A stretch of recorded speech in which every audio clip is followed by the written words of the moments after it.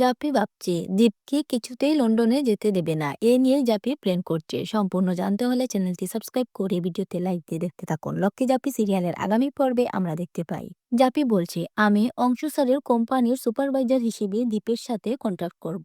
তারপর ওকে গোটা প্রজেক্টটা একা হাতে সামলানোর অফার দেব। আর আমি নিশ্চিত ও মনের মতন কাজ পেলে কিছুতেই দেশ ছেড়ে যাবে না। তারপর জাপি মনিকা মুখার্জি সেজে দীপকে ফোনে কল দেয়। জাপি দীপের সাথে কথা বলে, কিন্তু দীপ বুঝতেই পারে না আসলে সে কে।